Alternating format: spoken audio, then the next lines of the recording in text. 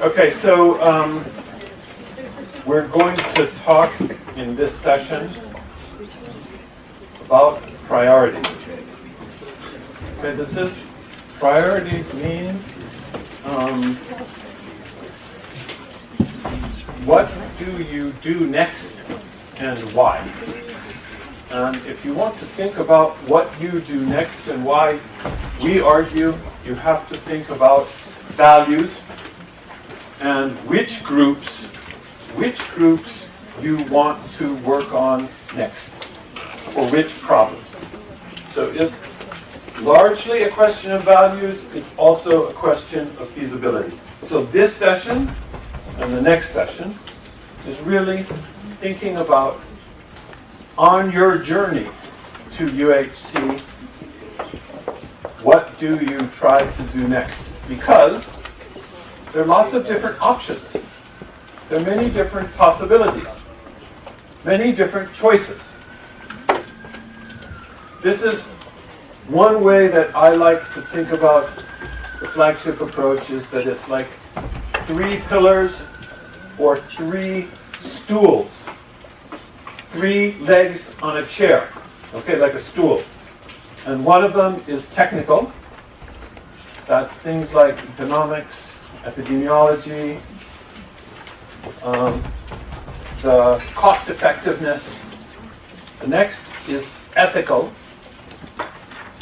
And that's really saying what is good? And how do you define what a good society is? And what kind of social values do you believe in? And the third is political analysis. So I will be teaching, today's Monday, I will come back again on Thursday to talk to you about political analysis and how to do political analysis in a simple way to help you adopt and implement the changes that you want. As the director from the World Bank, Fadia, said, a lot of health system improvement is about producing change. And so our argument is, if you're going to produce change, you need the technical part, the ethical part, and the political part. These are 3 different, and you should know which your strengths are. So if you have a stool with 1 leg that's short and 2 legs that are long, you're going to fall over. Right? You can't sit on it. And you have to be reflective about your own strengths and weaknesses. Part of the role of thinking about values is to make you aware of your own values, which values you believe in, to make you aware of the values that are embedded in different policies that are proposed, and to make you able to publicly articulate the values that you want. So, again, to go back to Daniel's point about the building blocks, I'm not sure the building blocks come with technical analysis, ethical analysis, and political analysis. So this is an approach that builds in what we think are the critical kinds of analysis that go into making a successful reform. Okay? A successful reform comes not just from producing a document, not just from increasing the number of doctors. You have to think about the system as a whole and different kinds of analysis that are needed. And we're going to be looking at the interactions of these 3 different ways of thinking throughout the course. Yes? Hold on.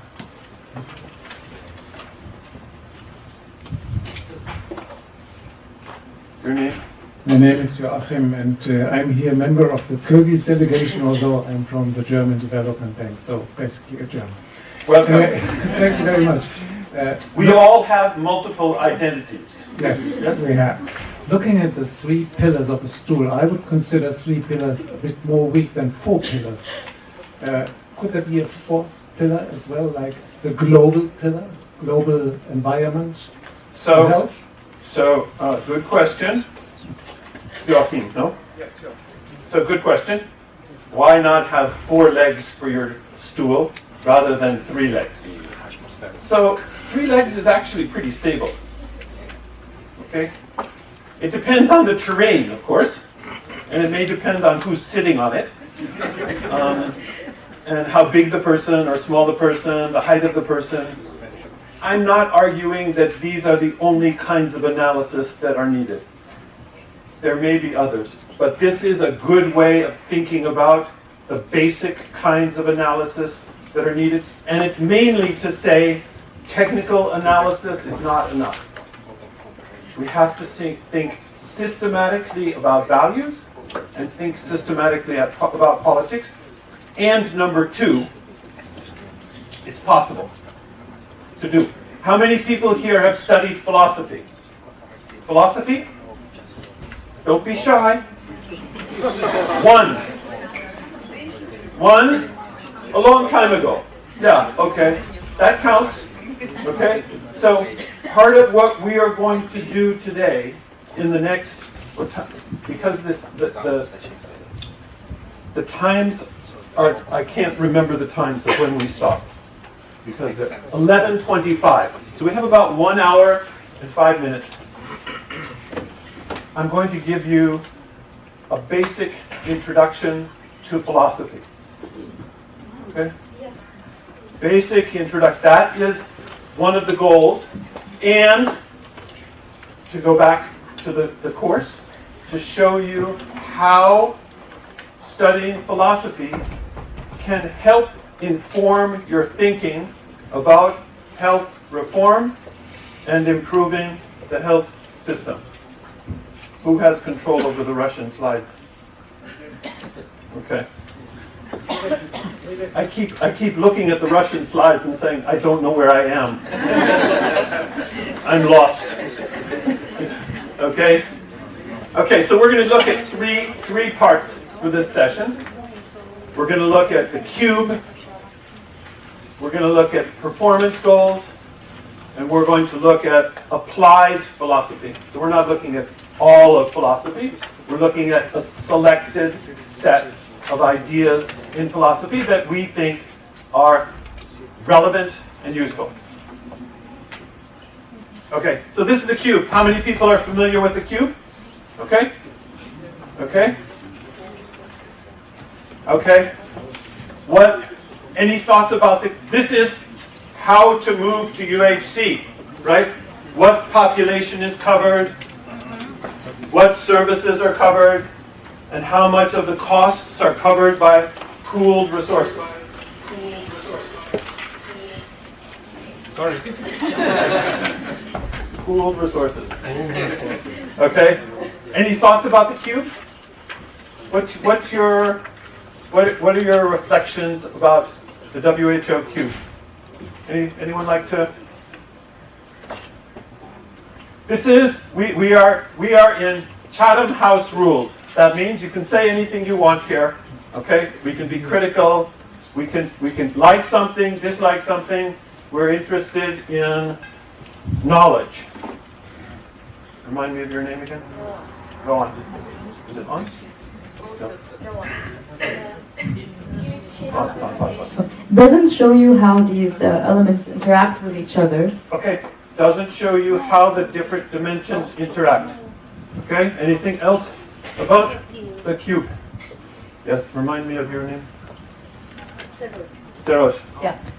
Basically, this cube tells us as we take the cube as height, length, and the width. Yes. So it represents the number of population we're going to cover gradually as you increase the number of the entire population, and similarly the number of services and the resources. Do you like the cube? Yeah, I like the cube. Why? Because it gives a representation to what each country would be doing as of now. So okay, so it gives you a visual representation of what each country is this what India is doing now? no, not exactly. Not exactly. Why not? What's missing? Is this Ayushman Bharat? No, it's not Ayushman Bharat. What is this? Oh, this is more than Ayushman Bharat. This is more than Ayushman. Yeah. Ayushman Bharat is the Indian government's new health insurance scheme that they say will be the largest public health insurance scheme in the world, covering 500 million people. 500 million people. Okay? Anything else about the cube? Your name again? My name is Valerio, I'm from Moldova. So in general, the cube reflects several dimensions, mostly related to financial protection and affordability, so in terms from the perspective of population. But it doesn't answer to the question how effectively or how efficiently the services. So there's nothing about efficiency. Exactly. Nothing about quality. Yes. So the main dimension of the system, as you presented in the first presentation. So this is, and each of these axes is an average, right? Yeah. For some, presumably some national population. Exactly. So we have not the idea here what quantiles or what groups of people with some special needs are covered or not covered. Right. So this is useful for a visual model, perhaps, of where you want to go. It doesn't tell you what is actually happening. In addition, it doesn't tell you what to do next, which we're going to talk about. But when we taught this course a number of years ago, one of my colleagues, the first author, Mark Roberts, who died, he died suddenly 4 years ago. He was, I worked with him for 35 years. Okay? And the last 5 years, I talked to him almost every day. But he came up with the idea is that this really doesn't accurately reflect what's going on in a country. And he said, let's think about it as a step pyramid. So it's not a single population. With any country, there are multiple populations. They have access to different services, so they don't all get the same coverage. This doesn't even necessarily tell you whether it's effective coverage, and they don't have the same kind of financial protection. Some populations, and this may be the rich people, or it may be the people with Social Security, and then there's some that may not be covered at all. So this is what Mexico might look like on averages, and this is what Mexico might look like. So there's still some population that is not covered with insurance. Mexico we don't have anyone from Latin America, but Mexico actually in 2016 declared itself having achieved UHC. Okay? And there's a plaque, I have it on my phone, because I work in Mexico, a plaque in the ministry, which is a bronze plaque that says Mexico has achieved UHC, even though 15% of the population still is not covered, which raises questions about who defines UHC, what does it mean, who decides, I recently worked with another country in Latin America. I said, look, Mexico says they have UHC, why not you? Just declare it. We have UHC. So then they said, this is Argentina. He said, what we need is effective we need effective coverage with quality and equity. But in terms of coverage, we're there. Okay. Yes. So what you're saying is to have UHC, you have to cover everyone for everything? Because that's not possible, right? You will always have I'm not saying that. I'm not saying that. That's what, we can go back to the definition. That's what WHO goes and says everyone has to have what they need. Okay? So that's why my position is don't think about UHC as an endpoint, that you get there, like the end of the train, okay, and you've arrived, and you punch your ticket, and you say, I'm here, and it's over, because it's never over, okay? It's the journey that matters, okay? Because you're from where? You're not going to get there in your lifetime, okay? What you need is the journey that you're on now. And maybe Lebanon can declare we're at UHC. We did not yet. Not yet, okay? But, you know, if I were advising the minister, I would say, think about declaring. Okay? That doesn't finish the journey. Okay? So, what I'd like you to think about for this session, which gaps do we fill in first? That's as part of the journey, what's the next stop? And ethically, from a values perspective, why is that important? What's the next step that we take? Okay, so let's, as part of that question of, again, this is the how. How do we move to UHC? Okay? How do we decide what to do next? It's not easy. There's no like instruction manual that says, you know, Lebanon is here for the next thing, deal with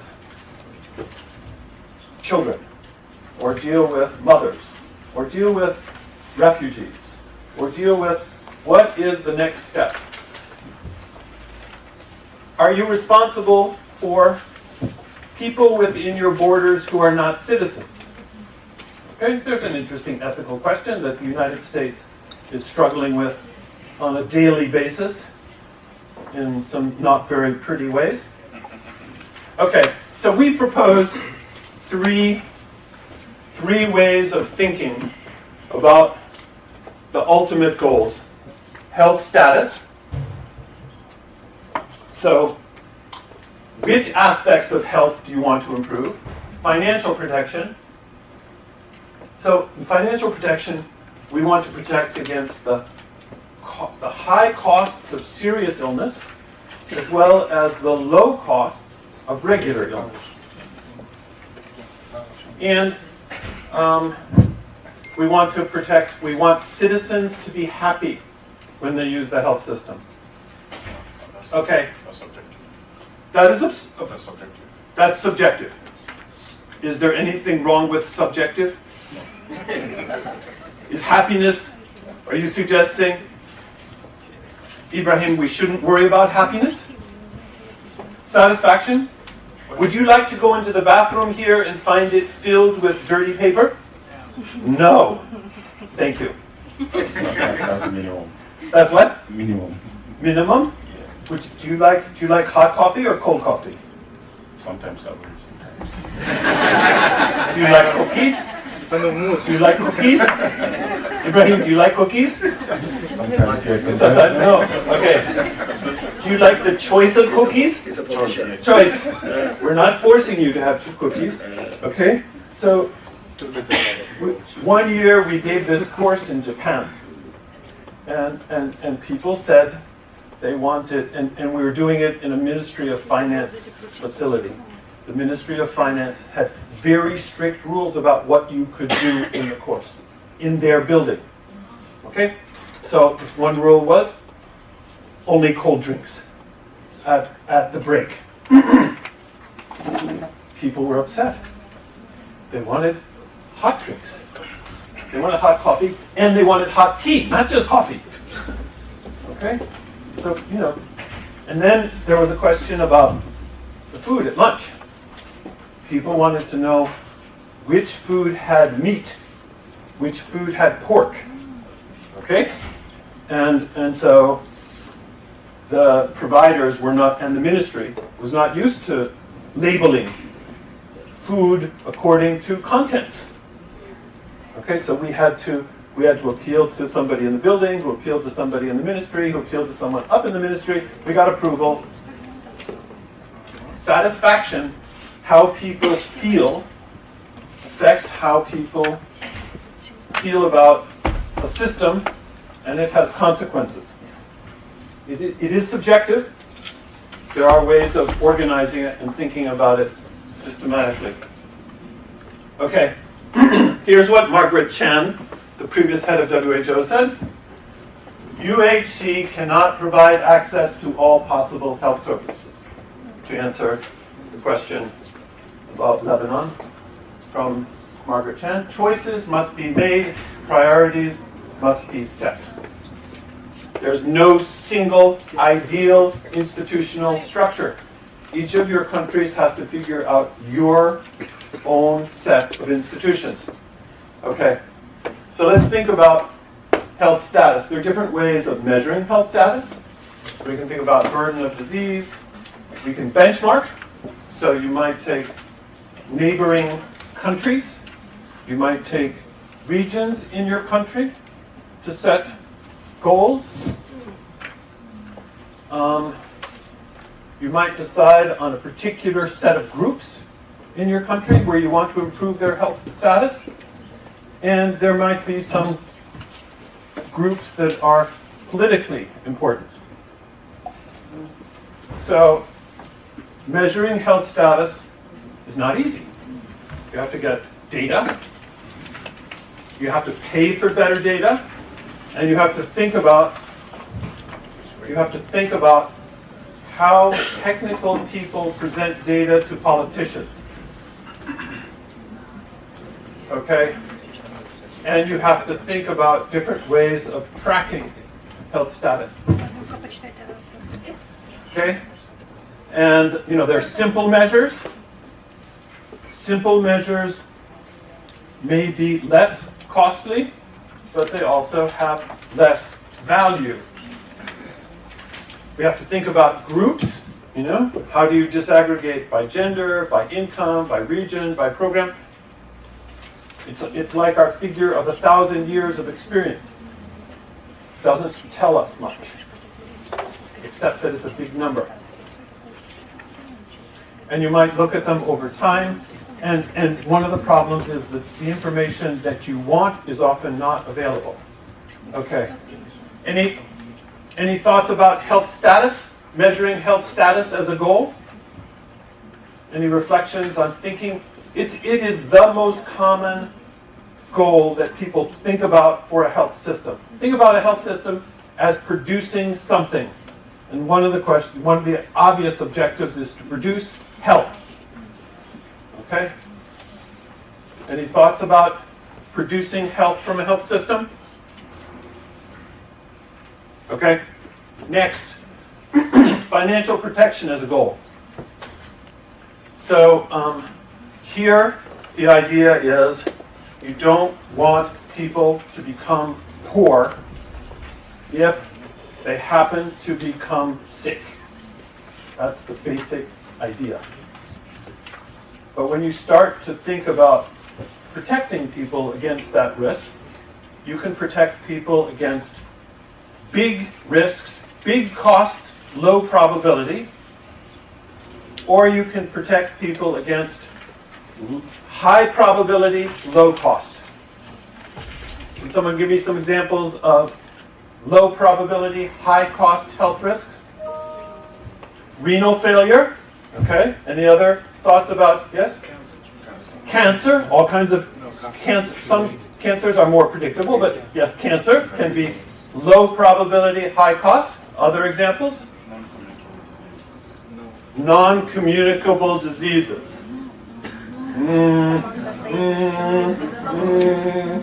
It's a little bit more complicated. Okay. Any other thoughts of low probability, high cost?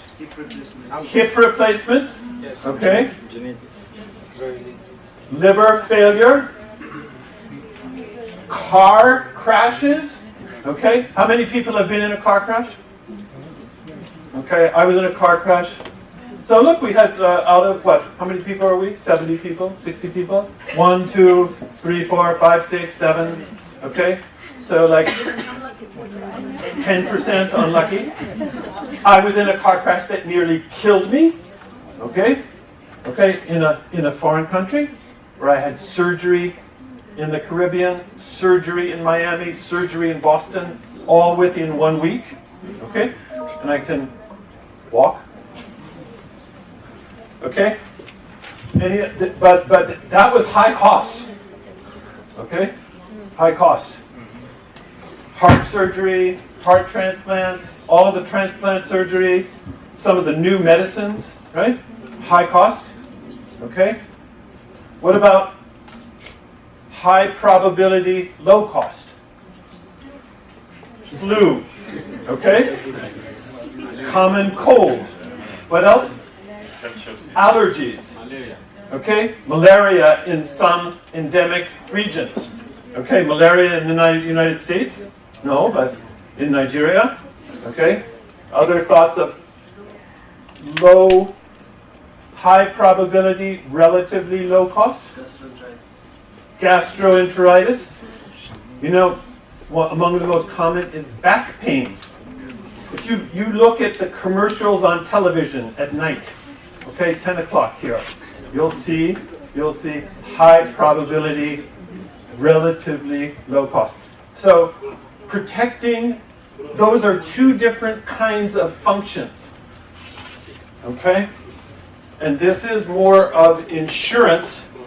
This is what everyone should have access to because there's a high probability they'll use it within a year.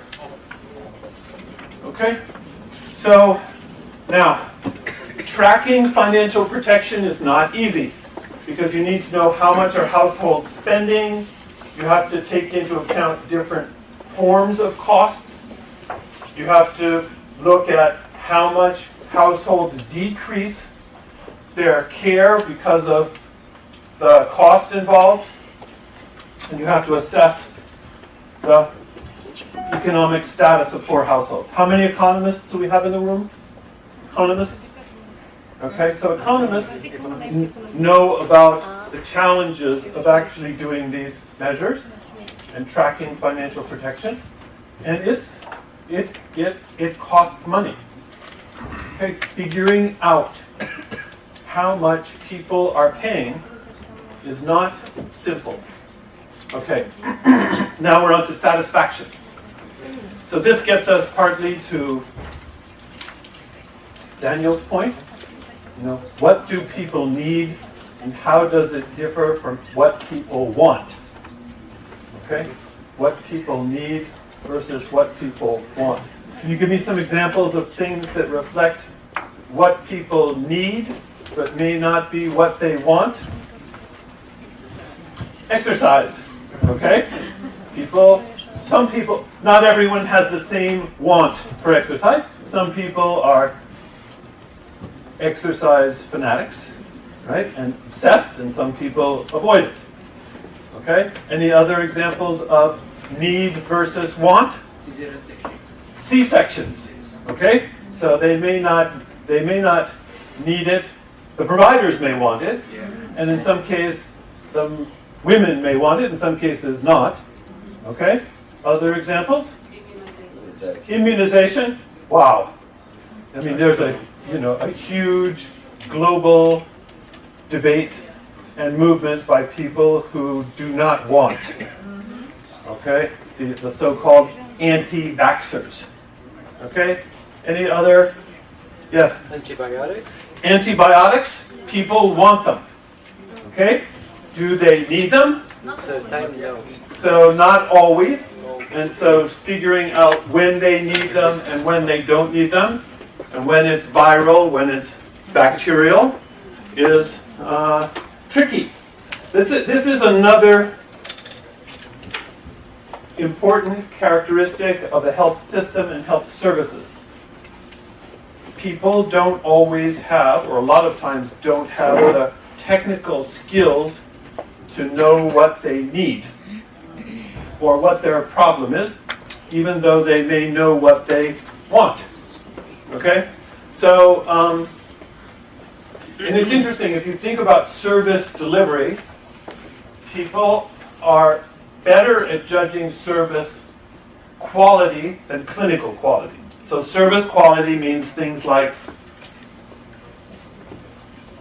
are the toilets clean? Are the beds clean? Is the floor clean? Is there clean water available? Is there electricity? Are they treated with respect by the staff? Okay, which is different from clinical quality, which is whether the service is the correct, technically necessary service. So, satisfaction also requires survey data. And because it does involve subjective feelings, as Ibrahim said, it requires people who know how to ask the questions, and knows how to compile the questions. So there are new technologies, cell phones, and especially difficult people with low expectations. How do you measure satisfaction in populations where they have poor people who've never gotten good services? And you ask them, are you happy? And they say, we're happy. Well, does that mean that it's complicated to collect and interpret? Okay, this is back on the point about wants versus needs, satisfaction versus health. And we'll talk about which behaviors do we try to change. Can we think about some behaviors that we're trying to change in public health? Smoking is a classic example. Who said smoking? Yes.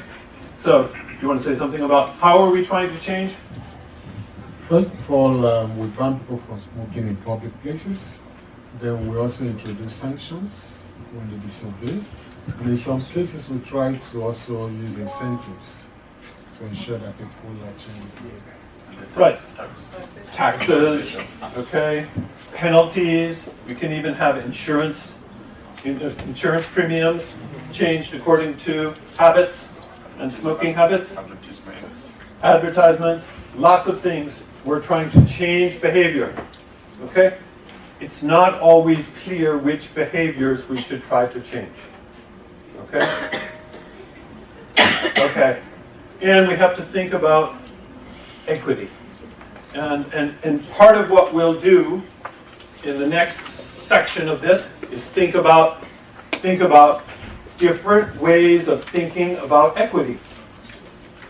Equity is, how do you decide whether to help the worst off? How do you decide who is the worst off? Or do you do the things that are cost effective? Okay? Okay. And there is also one of the things that our book does not adequately address is the question of these three different goals of a health system, how do we weight them? Weight, W-E-I. Which one is more important and by how much? And who decides? Okay?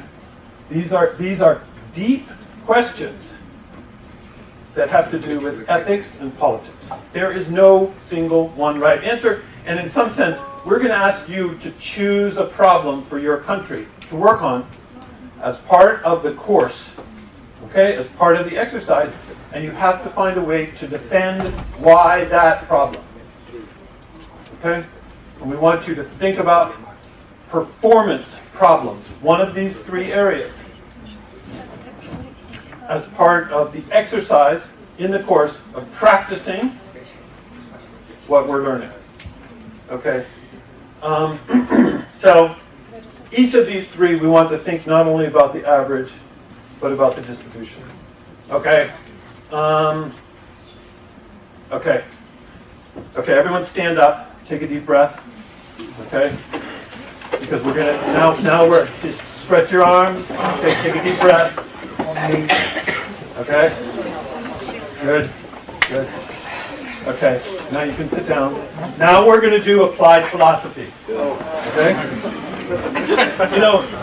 Every year I have a debate.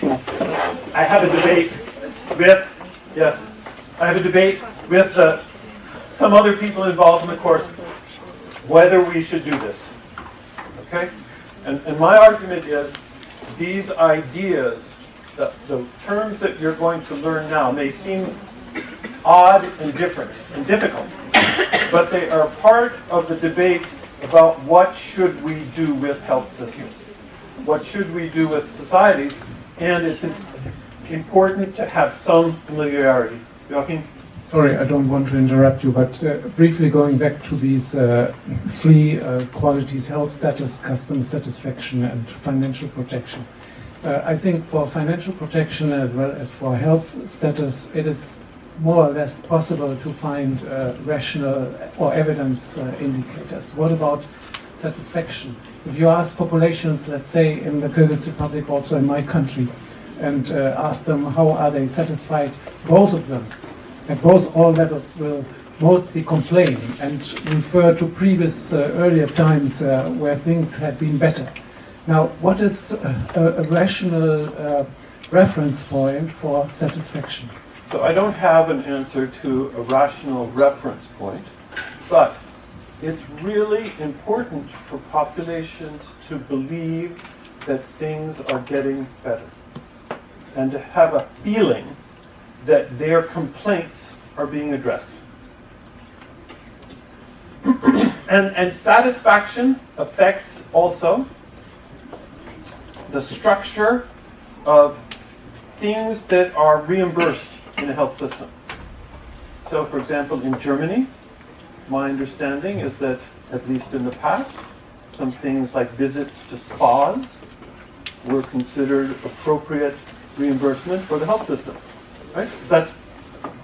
Yes. Why was that? Well, it was part of the overall package for people to feel well, so to say. But still, people tend to complain, and that's difficult for me. Or I'm struggling with, how to look at these three big pillars and how to rate them. Good. That's exactly what I want you to do. There is no answer to how to rate them. It is, in some sense, a judgment call based partly on ethics, partly on politics, and partly on what you can actually improve. So, just to give you an example that I think may be mentioned, the Minister of Health in Turkey, when he first started office, one of the first things he did is people were very upset because you could not leave a hospital until you paid your bill, including if the patient died. The body was kept in the morgue until you paid. Okay? People were unhappy. Okay? And he changed it. Okay? So from the perspective of someone managing the health system, you have to think about things that make people unhappy and whether you can change them in ways that, because that will help improve how people feel about the system overall, and it could help improve health status, and it changes your legitimacy.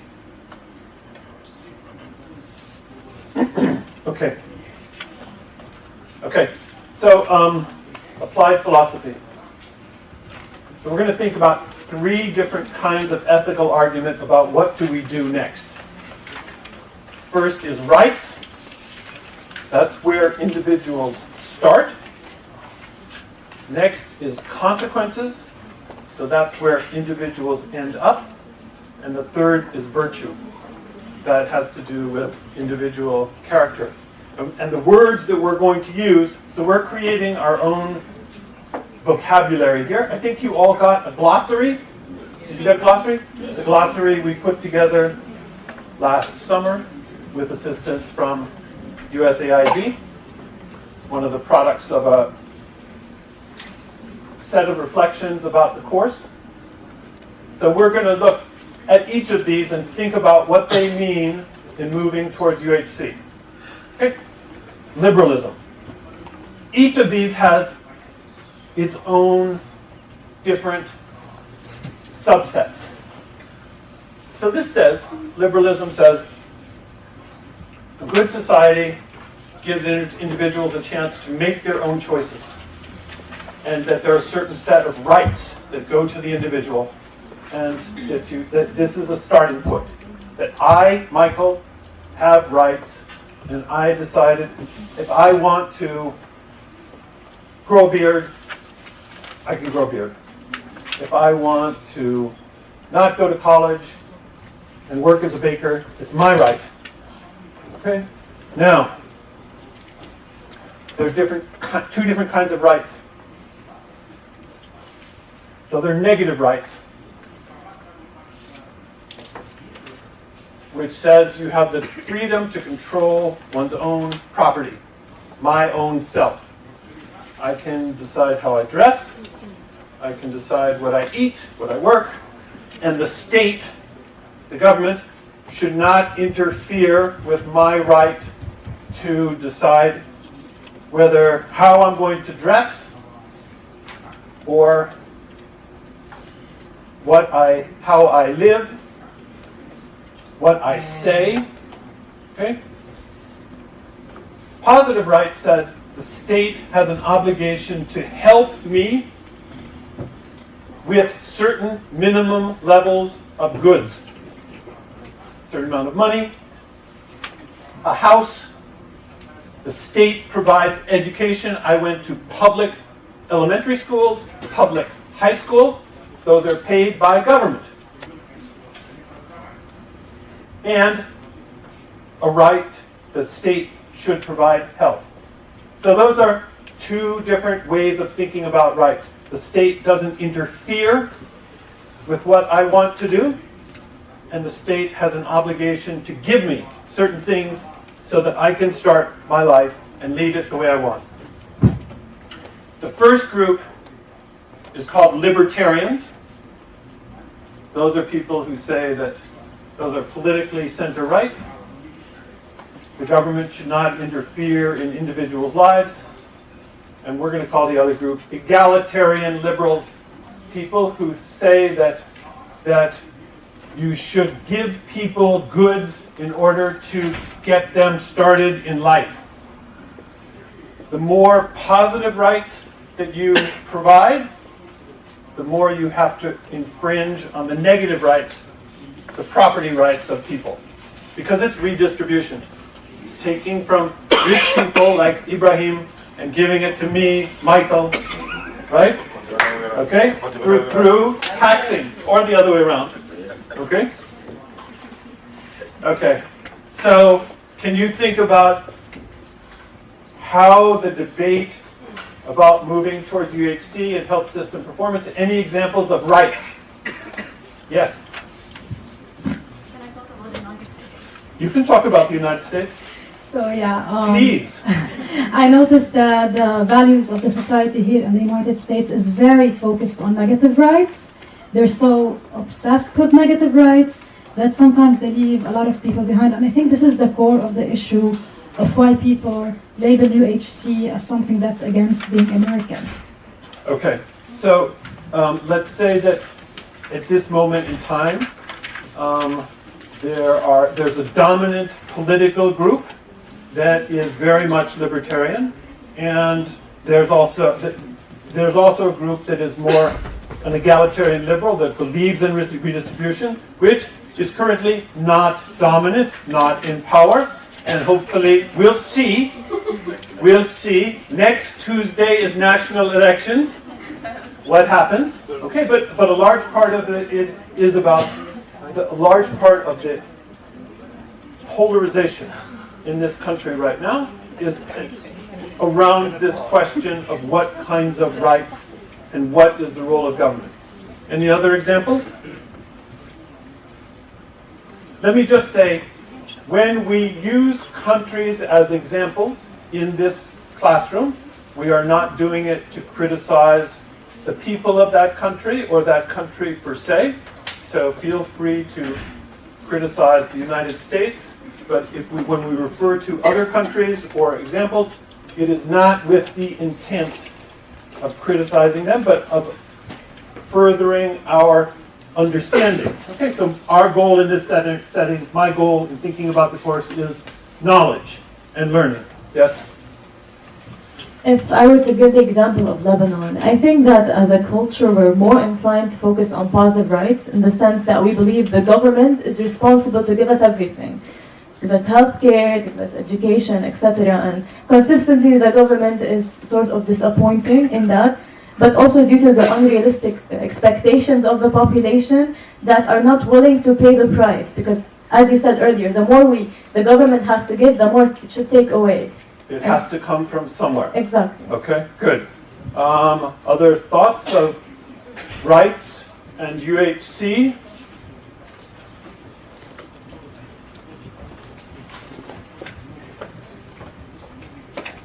Really, it's not an example, but something that struck me is always in most of the presentation, not this one, but most of them, performance comes always before ethics, okay? So I think that we have, let's say, a fundamental issue here, because companies like Nestle,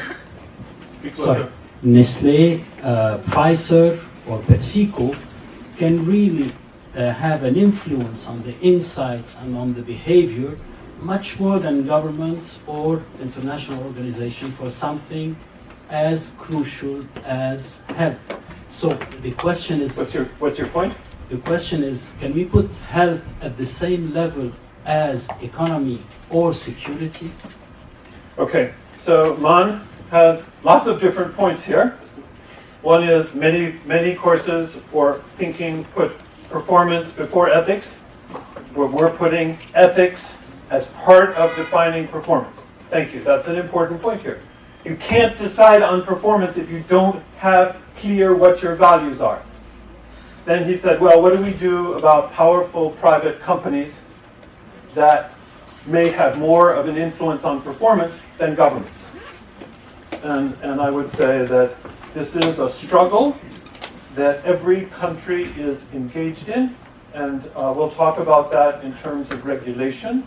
We'll talk about that in terms of persuasion and changing behavior, but it's fundamentally, and it is fundamentally a political challenge both within countries as well as globally.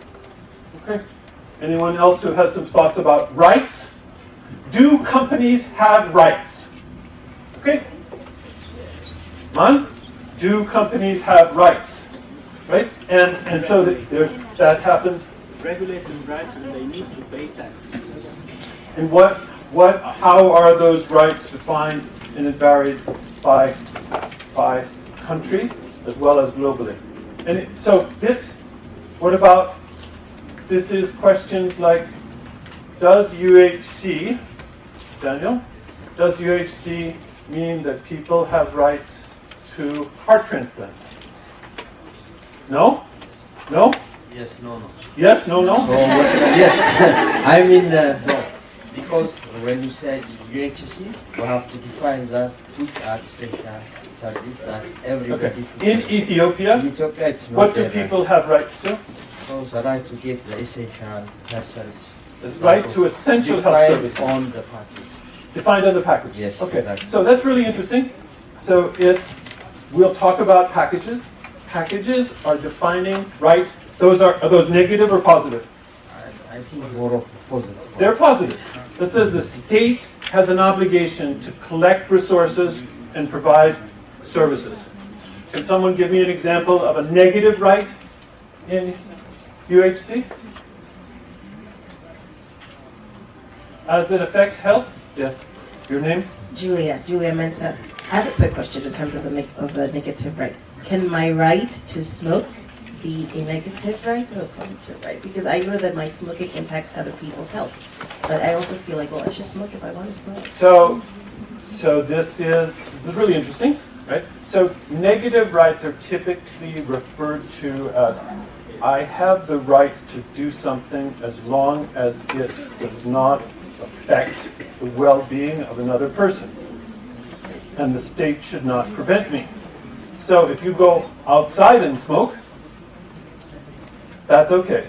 If you start smoking in here, then I'm sorry. Okay, then the state, when is it's justifiable for the state to intervene to change behavior? The answer is, if you're going to smoke in here, I'm sorry, that is no longer acceptable. 50 years ago, 30 years ago, 40 years ago, it would have been. So rights change. Okay? They are defined by societies at particular moments in time. And the behaviors that we're willing to accept then may not be acceptable now. Can you drive? Do you have a right to drive without a seatbelt? Okay? Do you have a right to drive to ride a motorcycle without a helmet? Some, the U.S. Where was our U.S.? The U.S. That's state by state. Okay? So, do you have a right to kill yourself? Do you have a right to refuse treatment? Do you have a right to refuse immunization or transfusion? Okay? Okay. We're going to move on beyond rights. Do you have a right to an abortion? Right? And do you have a right to an abortion if you're poor? Should the state provide it? Okay? So these are really tough questions, but it helps to understand that there are two different kinds of rights. Okay, so the next one is utilitarianism. This is not about rights. This is about improving the overall well-being. It says there's some utility levels of well-being. And this says, use your resources to seek the greatest good of the greatest number. Maximize total utility. And it says it's acceptable to infringe on rights in order to increase the greatest good. Okay? You can, in order to increase the greatest good, this is fundamentally about aggregate. This is not individual happiness, individual choices. This is, we are going to make something that is good for the group. Overall, average, greatest average. So to do this, you have to be able to predict the results. If I do this, what do I expect the impact to be? You have to measure the change, add up the gains and losses, and then you're concerned both about the number of people who gain or lose and the size. Because you want to compare actions, right? So here, once again, there are two different ways of doing it. So one is based on subjective utilitarianism, which says we will measure well-being based on how people say they're happy or not. Ibrahim, happiness or not? Okay, which is overall well-being. We'll say, are people happy? And then how do we do that? Economists say we'll do people's willingness to pay as the measure. Objective utilitarians say, I don't like this subjective stuff. We want to look at actual measurable circumstances. So for health, DALYs, disability adjusted life years, how many people are familiar with DALYs? DALYs? DALYs is a measure that combines health and disability to be able to produce a measure of the aggregate health status of a population. And then you can say, what would be the cost of producing how much improvement in health results from this particular intervention and its cost. So this gives you two different, the first is more considered cost-benefit analysis, and the second is cost-effectiveness analysis. Okay? Can you think of some examples where this kind of approach, utilitarianism, occurs in debates about UHC and health system performance? Yes? Good example for our country is the discussion between orphan NGOs, which insist on significant increase of funding of orphan disease and the need of funding cardiovascular disease, which is, compare the main cause of death.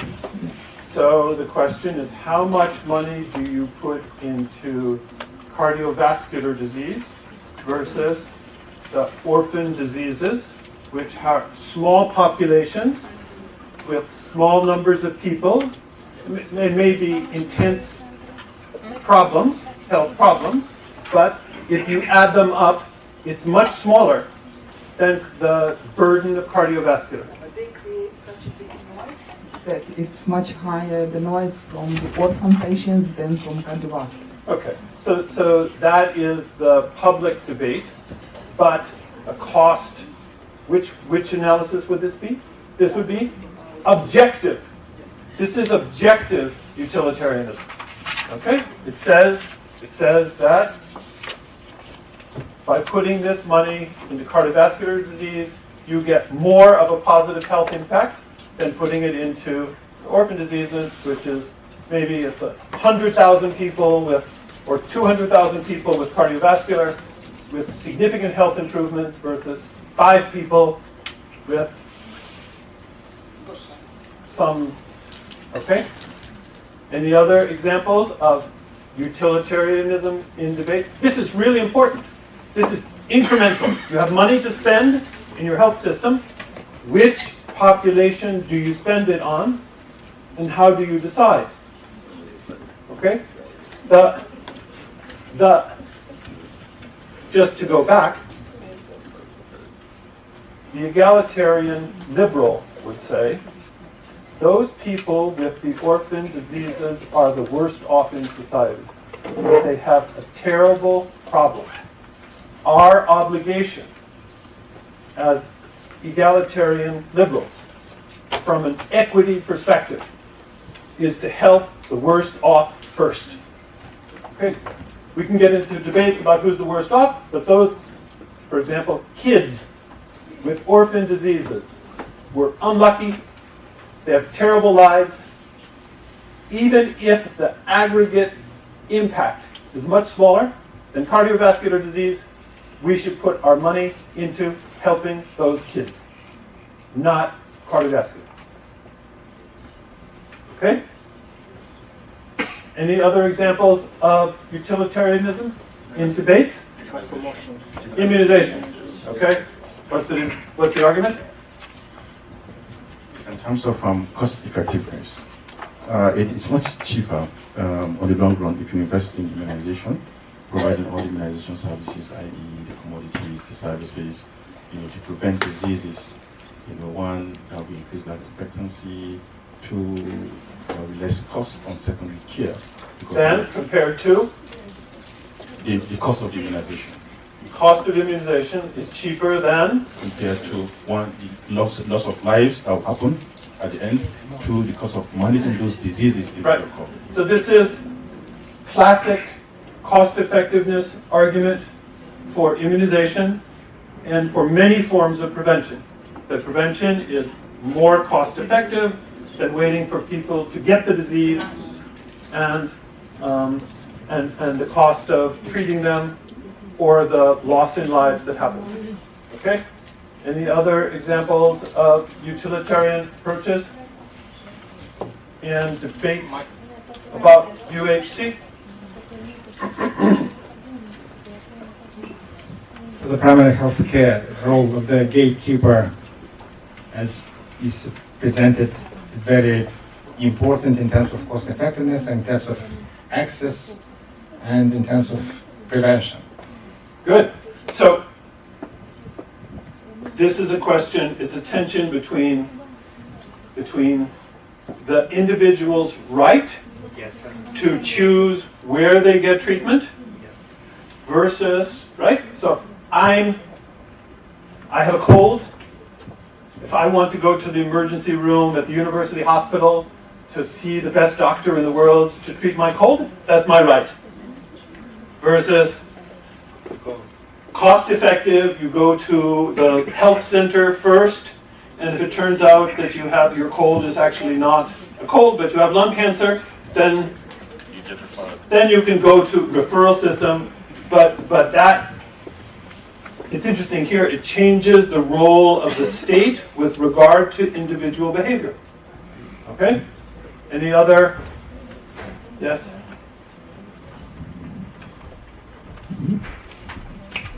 Provision of affordable family planning services actually has been proven to reduce maternal mortality and morbidity by 30%. Good. So here's a causal relationship, okay, that is used to argue that it is cost effective in order to provide affordable family planning. Okay. One more. I'm looking mindful of time. Yes? Elisa. In Albania, we have that all the chronics, people that have disease that are chronics. Before war, the state pays something, and the people that have insurance that were working, they paid the difference. Now all the chronics are paid from the state. So this is a very high cost, because this amount we were able to use in cancer to take other medicines that are very, very expensive. Okay, so here is shifting money from one service to a more expensive service. And is it more cost effective? Of course. We don't know if it's more cost effective until we actually do the analysis. Okay? We're going to move on to the next one, guys. The third theory is communitarianism. This says, how do we spend our money in health? And this one says we think about the values of the community, that we're bound together by social institutions, and that there's certain right values that are a result of being a member of our community. These ideas particularly have an impact on end-of-life issues, abortion, and you can think about some communities that think their views should apply to everyone, universal, and some communities that say our values just apply to us. Can you think of some examples in the journey toward UHC or health system performance that are examples of communitarianism? Ideas about values who define who we are, that shape what is provided. One last, just to move back. Health benefit packages often use cost effectiveness to decide what goes in. Okay? A classic technical measure that reflects a value system of objective utilitarianism. One example is the inclusion or exclusion of migrant populations. So do migrant populations or refugee populations, or let's just call them non-citizens, receive services for free within your population, within your national boundaries? Okay? Different countries have different approaches. Or, Joachim, are national funds used to provide for trips to spas as part, I'm sorry, it's just an example of trips to spas as part of the benefit package. Okay? And it says, we as Germans believe that it is, I don't think it's done anymore. It's not done anymore. Okay, it's on the decline, just so that we're clear. But it says, we as Germans believe that part of being a good German is going to the spa, and it is a legitimate use of to collect money from taxes, to allow people to do that because it makes them feel good, it prevents disease, maybe they're more productive in their work, makes them feel part of the community. Okay, are there other examples?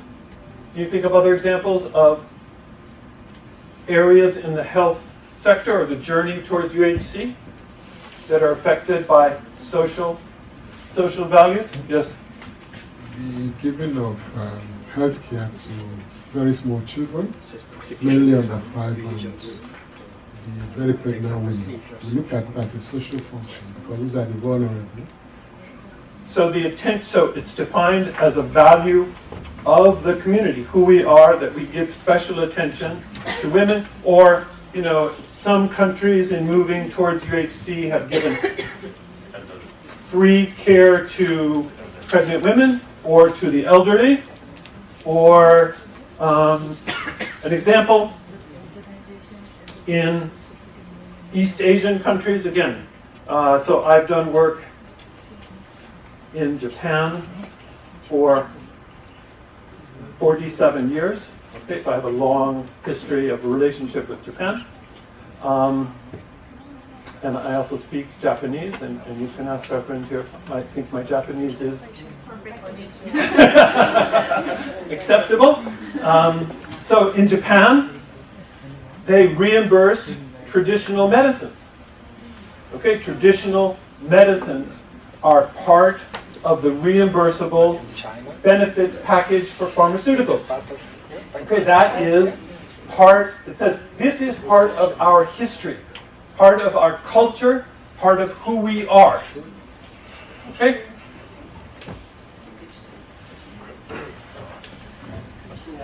It's a comment as well as a question, if someone really answers. It's about the individual mandate of the Obamacare and what happened during the Trump administration, how they improved. I know. Which country are you from? Which country are you from? I'm from Ethiopia, but I follow up and... we're going to send Trump to Ethiopia. No. He lives in the U.S. He lives in the U.S. He probably works for the World Bank? Yeah. Okay. We'll send Trump to the World Bank. That's good. Okay, so what's your question? My question is, there is an individual mandate in the Obamacare. And, yes. And the people said, for example, the libertarians were against it, that they say, government's imposing right on us to purchase health insurance for everybody. What it said was, what's your question? It is the communist way, the individual mandate. Is it the communist way? Communist? So that's what Trump said. Trump said it was communist, okay? And other people, is it communitarian? Yeah, that's what I'm saying. Yeah. Let's not confuse communist and communitarian. They're totally different. But the question is, why is it that some people oppose the individual mandate? Because, and the individual mandate, from a technical perspective, makes sense. You have to get everyone to participate in order to redistribute the resources, in order to have a pool that's large enough. And it goes back to, I'm sorry, Rona? Your name? Ola. Ola's point that in the United States, there is a large group of people who believe that the government should not interfere in individual choice. And that the individual should have a choice of whether or not to have insurance. Okay? Unfortunately, those same people also have Medicare. Okay? So that, people's views are not necessarily consistent with what they do. But there's a very strong image in the American, in part of the American psyche, of the cowboy, right? Riding on his horse, off into the sunset, independent of the government and making his own decisions about his life. It's not the only view.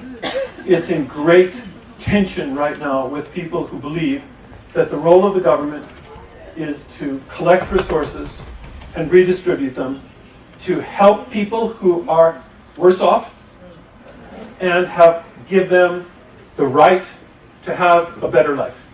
Okay, so those two worldviews are two different philosophies. And they both have strong roots in the American psyche. So it's partly, it's not just a debate about philosophy, it's really a debate about who are we as a people. And that's really what you're witnessing these days. And even former President Obama has recently come out to say those kinds of things. Is this really who we are as a people? And that's saying, as a community, what are the values that we hold to be important? So some of the values here can come from the previous views. Okay, so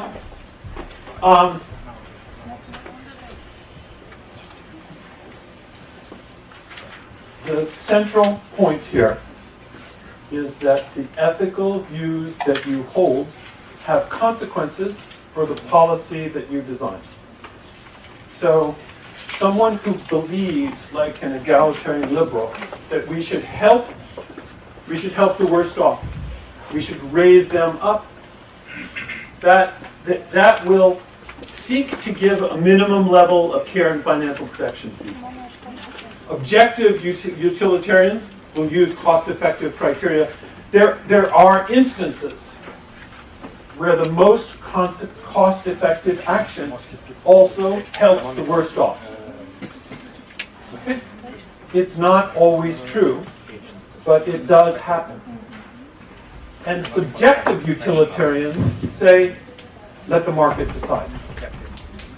Okay?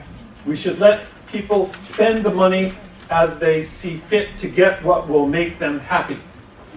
And if it's, if they want to buy antibiotics and that makes them happy, so be it. Maybe not antibiotics. Okay. If they want to buy Claritin, okay, to reduce their allergies, let them do it. Okay.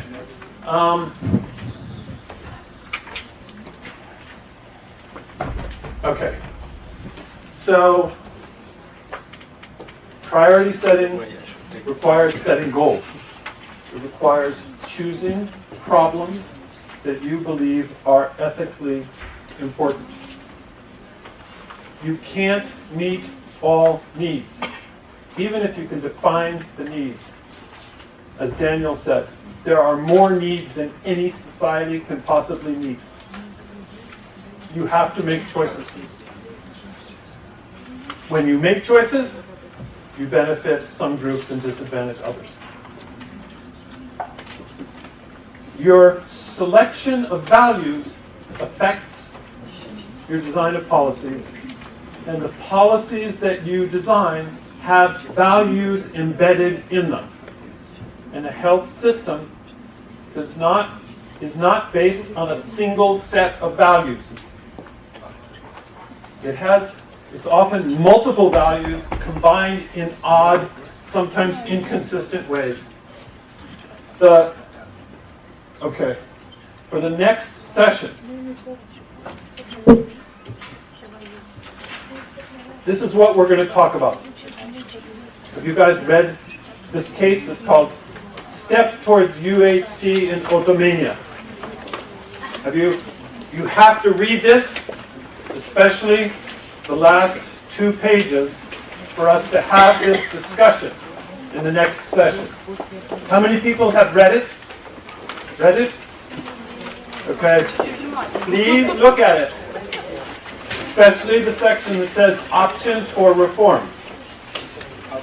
We're going to take these ideas that we've just talked about, values, and apply them in a debate to say, what should Altamania do next? Okay? So here's the point, guys.